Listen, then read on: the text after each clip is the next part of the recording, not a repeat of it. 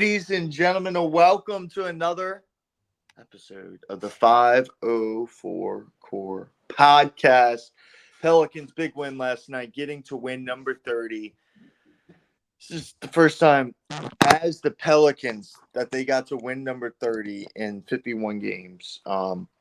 And 30 and 21 last night to beat the number one team. Well, one of the four teams tied for first in the West, and the Clippers team that was 25-5 in their last 30 games. Really impressive defensively. Offensively was a little sloppy, but there in the fourth quarter, Zion got it going. CJ McCollum, I defended him all last year, and it looks like it's starting to work out, Mike, because he's taking more threes. He's third in the NBA currently in three-pointers made per game, and he's shooting 43% from three. They were talks about the Pelicans making a trade this morning for Murray. It looks like those trade talks are going to stay out. I think they want Herb Jones instead of Dyson Daniels, and the Pelicans don't want to get rid of Herb. Thoughts on last night and the trade deadline? Yeah, I mean, they looked really good. I would say really good. They turned the ball over like every other possession. It seems like I was kind of shocked that they even were even in that game. But yeah, I'm really surprised how well they looked, and the Clippers didn't look very good. Paul George didn't look very good. It was an interesting game. Daniel shut him down. Herb Jones, first team defense, he's got to be in a consideration. So, really, you get a win. Really, you can't really complain about it. But yeah, McCollum's looked really, really good. Yeah, he looks like a completely different player. He looks healthy this year. Last year, he had that finger issue and the shoulder and everything else. So even Valanciunas went down. Hawkins didn't get minutes. So and Marshall was out as well. So you really didn't play three of your main guys. But yeah, it is a big win, a statement win. I think, you kind of get a better understanding. It's trying to overreact on one win in February, but you get a better understanding of your team a little bit. Yeah, I think they look good. Today's a big day, trade deadline day. It's a national holiday, in my opinion. So trade deadline, but yeah, you talked about DeJounte Murray. I would love to get DeJounte Murray. I don't know how they would make it work, but yeah, if it's true that they don't want to give up Herb, then yeah, I don't blame them because that guy was making plays that are just like unseen on the stat sheet. I mean, the play he had last night that not a lot of people talked about. ESPN even talk about it. No, not the charge where he literally ran the Clippers were basically on a fast break and he literally ran like across the court to stop the fast break. Like he sprinted. And it stopped the basket. So he does a lot of little things that don't show up on the stat sheet. He's on a reasonable contract. You just re-signed him. He's still a young player. His 3-point shooting is his shooting's gotten better every single year. I think he's only going to keep getting better. So good teammate. He loves the city. You can't trade a guy like that. So, yeah, if they can find a way to get DeJounte Murray, I'd love it, but it doesn't sound like they are. I don't really know who they would even target at this point. There's really no obvious answers. Yeah, well, I saw Murray. I was thinking it was going to be kind of like a Dyson Jonas first, right? They get a quality player in Jonas. They get a young up-and-coming player in Dyson, and they get a first-round pick. But I don't know.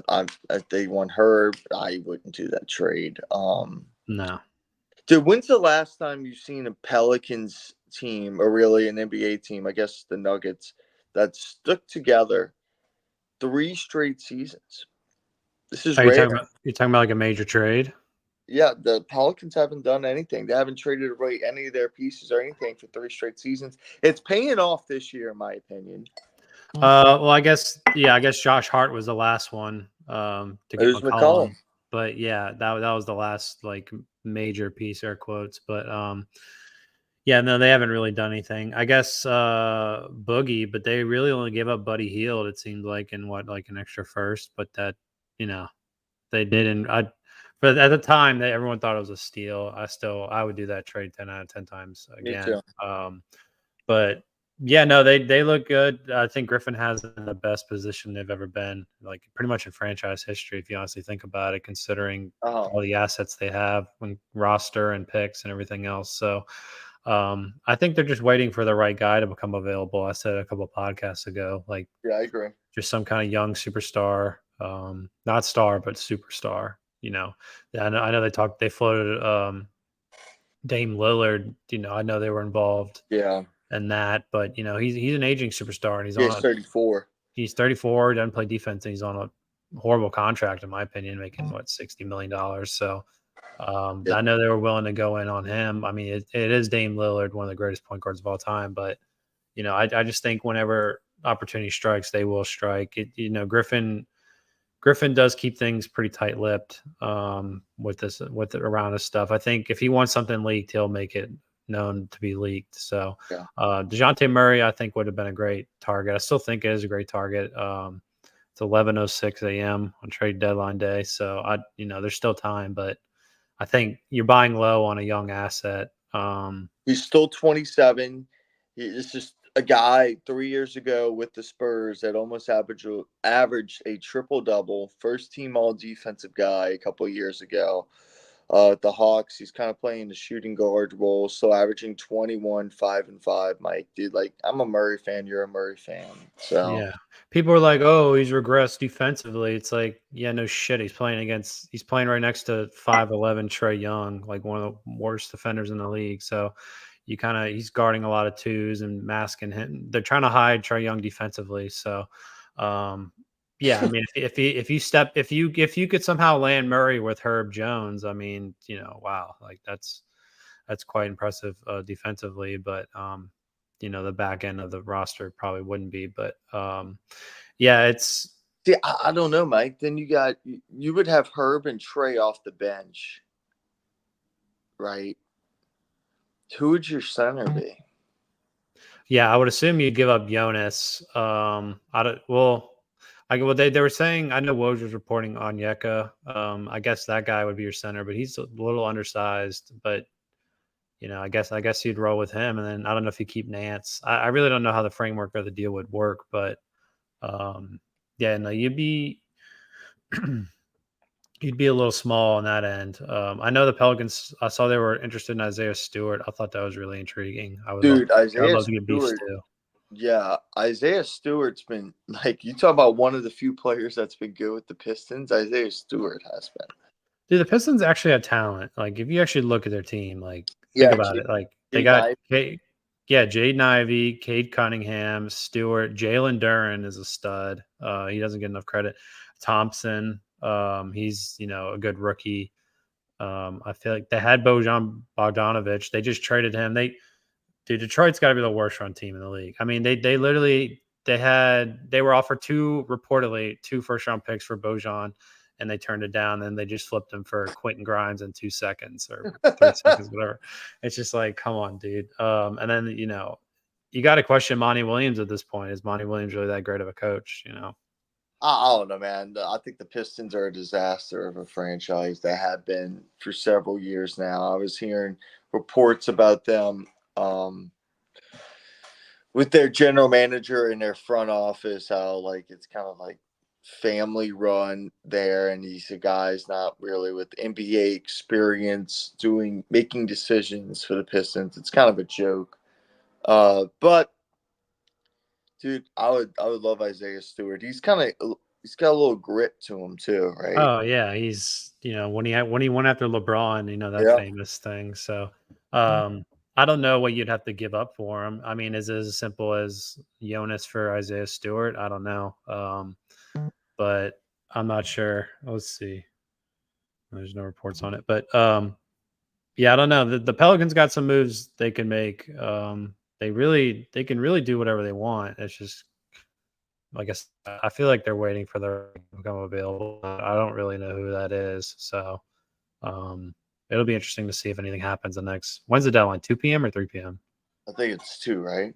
Yeah, so they got 3 hours basically to make a deal. So Yes. we'll see. Jonas, I would love for him to stay, but I don't know what his a future extension would look like. Dude, I'll keep him in the same thing, man. But I don't know, man. We'll see. Uh, I kind of at this point don't think they're going to take any moves. I think they're going to try to get somebody in the buyout, try to get a backup center on the buyout market.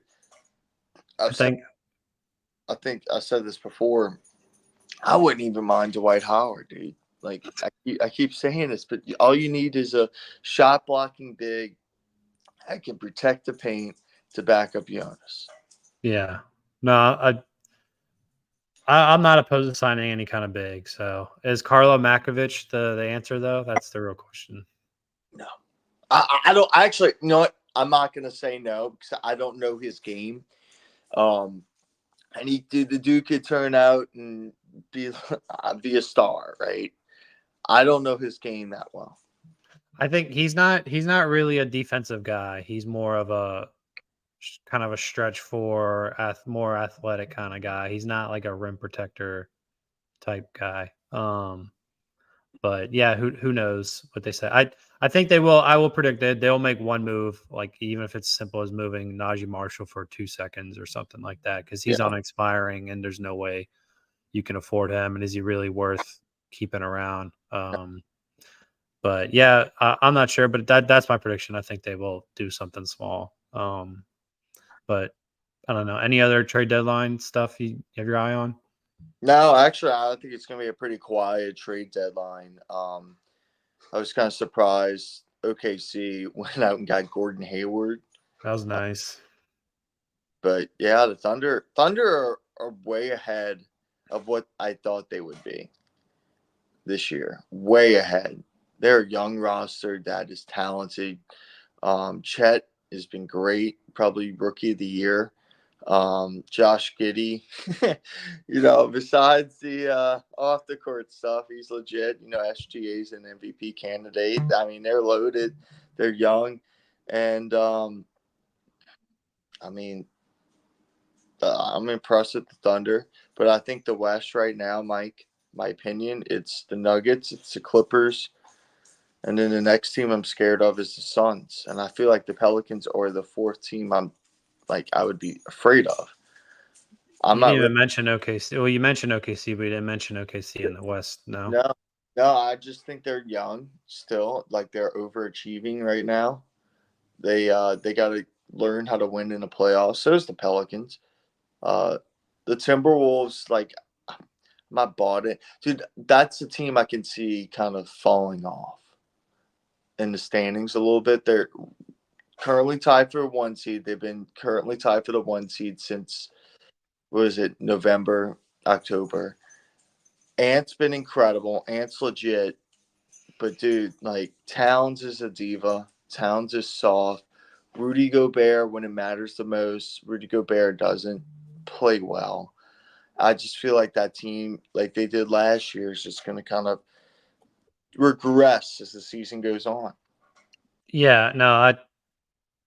Does Minnesota have talent? Yeah, I still think it's a weird fit with Towns and Gobert. It's worked a lot more this year. I think Bill Simmons said that Gobert was hurt last year, which I'm just not a Gobert guy. Me So either. yeah, I don't think he translates well Started in the COVID. playoffs. Yeah, so he's just a one-trick pony. He just blocks shots and gets rebounds. He literally can't do anything outside the paint. So, um, yeah, you talked about Towns being a diva. Gobert's a pretty big diva too. Oh So yeah, they're both divas. yeah, I mean that.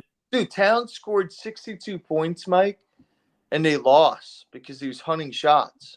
Yeah, they pulled him. They pulled him in like what the early fourth quarter because he Yeah. had 62. Like that's almost unheard of. So, um, yeah, it's the West is kind of wide open. Denver's taken half a step back. OKC sitting there. Pelicans Here's are the the thing about sleeper. Denver. I'll defend Denver. Denver has a better record at this point than they did last year. Yeah, but they lost like I mean Bruce Brown's gone. And they're tied for first in the West right now. Like, Yeah, dude, everybody's like saying it's like Denver takes a step back. It's like they have more wins last year currently than they. They have more wins this year than they did last year at this time, and they're kind of just not coasting, but coasting a little bit. There's somebody I thought would have went after Gordon Hayward because they do need one more player off the bench. I'm interested who's on the buyout market. Do they have many assets like draft capital or anything, or is Yeah, it just? I mean, dude, they got a lot of young players. They draft very well, right? I like that guy Brown. Yeah, That guy's Chris good. Braun. Yeah, Yeah, Braun. Is it Brown. Braun or Oh, Brown? it's Brown, Christian Brown, and Yeah, then they got Peyton Watson, who's a young player who's been pretty good for him off the bench. They got a lot of young guys off the bench right now that nobody like really knows of that are starting to develop. Reggie Jackson's kind of a hit or miss this day and age off the bench, but he's been solid. he's a microwave. He gets Yeah, hot. Yeah. backup point guard, and then Julian Strother, who keeps flipping back and forth between the G League and the Nuggets, but like it's the Nuggets, it's the Clippers, and like I'm surprised the Clippers figured out with James Harden, but it is 4 potential Hall of Famers on one roster. Um, and then it's the Suns, but the Suns don't have the depth that the Clippers do, or really the Nuggets. And then it's the Pelicans. Yeah, Pelicans are just Pelicans are just like, are they contenders? Yeah, maybe, but like I'd put them in the sleeper category. Like, 100%. I put them. yeah, Look, you can go and put the Timberwolves or the Thunder over the Pelicans, but kind of trust the Pelicans' big three um, when they're healthy more than a lot of those other teams. And then right outside of that, I trust the Mavericks more than the Kings because Luka could just go nuclear. yeah. I don't take the Mavs too seriously. It's kind of a, I wouldn't say one man show because Kyrie is good, but I wouldn't trust the Mavs at this point. They are a good team though, Mm-hmm. but I wouldn't put them in contender status with that. But yeah, the West is wide open. That's kind of the point. I mean, Denver is good, but I wouldn't say they're head and shoulders above anyone nor anyone else. So it'll be interesting to see how it all plays out. I mean, still got 3 hours of the deadline. I don't think anything major will happen, but if one team makes some kind of crazy trade, that could push someone over. I mean, OKC is what, like 30 something picks. Like, what are you doing? Dude, it's insane. I don't know, dude. Sam's arguably the best GM in NBA. Well, he did it right. Everyone's like, dude, if your team sucks, dude, you just got to do it right. You just got to tank for a few years. You got to like basically admit that you're tanking. Yeah, And he did it. He did it, and you just got to suffer through it. It's like, oh, but we should make the playoffs. Like, okay, and then you get swept in the playoffs, and then you're just yeah. looking at the 16th pick. It's just like it's dumb. So he like openly tanked for I don't know a long time. He had his run with Durant, Harden, and Westbrook, and Mm. then he cashed in. Then he got Paul George, and then he cashed those chips in, and then flipped it to SGA, and he slowly rebuilt it. Dude, So what a trade, huh? oh What I wouldn't. a I Pelicans. mean the Clippers are good obviously now, so like it doesn't look that bad. But yeah, like they gave up. They paid way too much. They paid 150 cents on the dollar. So, um, yeah, the NBA is crazy, man. And then I think what was it? Like 11 teams own 75% of the tradable first round picks or something like that, something crazy like that, Yeah. or 7 teams. But yeah, the NBA is wide open at the moment. I wouldn't say there's any kind of clear cut team. So Um, let's talk about the Super Bowl, right? Super Bowl 58. We can't wait. Just kidding. Chiefs 49ers again, right? Any game predictions? dude, I honestly don't know. I talked to Zach about it yesterday. I think a lot of money is going to be on the Chiefs because the Taylor Swift and Patrick Mahomes Hard factor and to all bet. that nonsense. What? It's hard to bet against Mahomes. Well, that's what everyone says, right? So I think the Niners are the better team. I think obviously Mahomes is generational. I Um, don't I don't think either team's been really that impressive. Like you No, know. like just the Niners are loaded, right? And it, dude, I feel like Purdy has something to prove, and he's gonna shut people up. I think if I had to bet it, I think if the 49ers go down early, like 10 plus points, then I would just slam Chiefs money line because Shanahan has a real hard time coming back from Well, anything. but you say that, but back Well, to back, I know he did the Lions, but and he did the Packers as well. at some point you are what you are. Like, I'm Yeah. sorry. So he couldn't do it. He couldn't even keep the lead as a coordinator 28-3. So um I don't know. I it's really hard to tell. I think I picked the Chiefs yesterday. I really don't have a Look, pulse on the game. So I like it's hard to bet against Pat Mahomes, right? So I'm gonna pick the Chiefs, but it wouldn't surprise me if this is Brock Purdy's moment with Christian McCaffrey and they go down and get like a game-winning touchdown to seal it or to win it. And the Niners kind of get over that hump with Shanahan. Wouldn't surprise me either way. To be honest, Mike, it's the Super Bowl I didn't want. yeah, no, the NFL kind of sucks. No one. I mean, I love how like all these Chiefs players are like, "Oh, we used to be beloved," and it's like now we're hated. It's like, yeah, no shit. Like, You win every year. well, you win every year, but like, you got Taylor Swift and all this crazy stuff. So, you know, Patrick Mahomes' brother is, I'm not going to say anything on that, but his Yeah. wife's another good one. But yeah, it's like, oh, everyone hates us. It's like, okay, I like so Jason Kelsey. you like what? I like Jason Kelsey. Yeah, you like a brother of a player. So, okay. That's about it. Yeah. Yeah, I, that's I about don't it. like You the like the brother. brother of a player. So I, there you I, go. I don't like the other brother. Yeah, Travis has kind of become too No, big.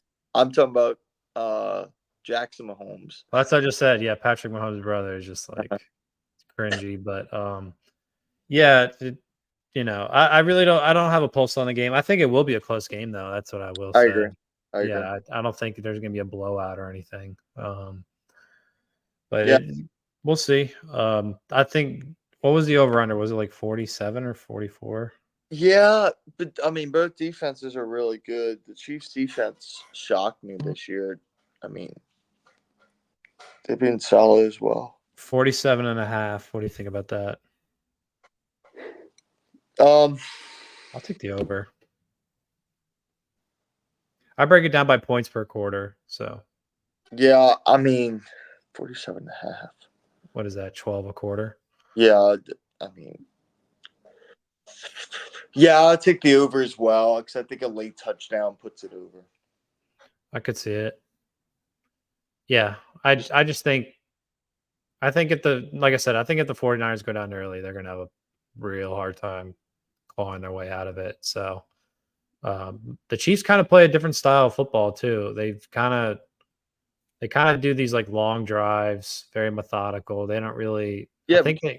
they had to change their offense. Well, the NFL did. That's something the NFL did, Mike. Was the NFL defensively about 2 or 3 years ago was like, all right, we're gonna stop all these Tyreek Hill just blow by you plays, right? We're gonna play a lot of cover four, keep everything in front of us.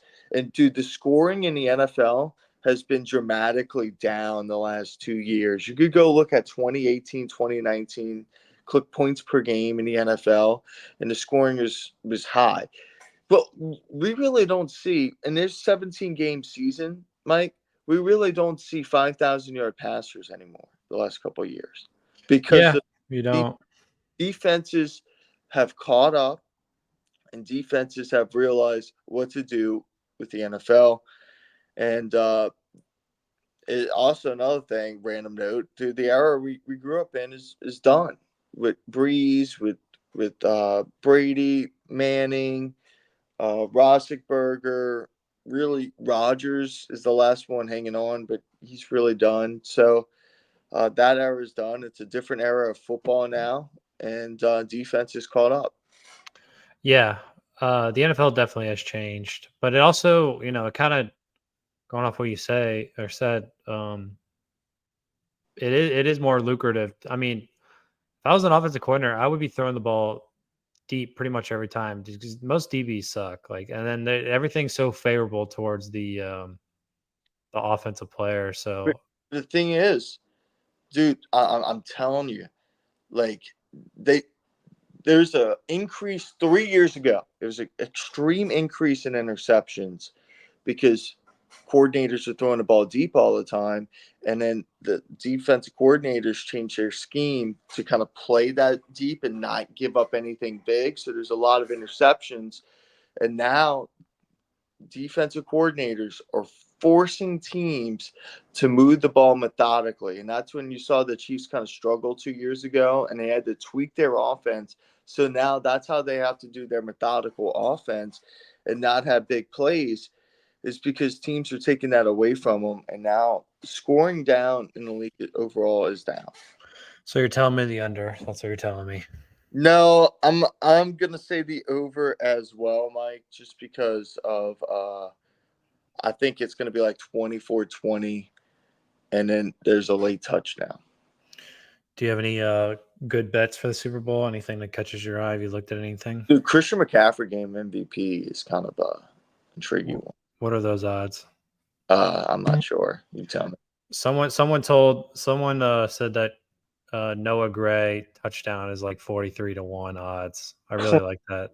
Yeah, I'm gonna put $10 on that and see what happens. So I like that. I like those long shots. Yeah, me too. That's Yeah, I pretty. mean, I could see Kelsey getting doubled and like, oh, where should it go? And then Noah Gray back to the end zone. So I could see it.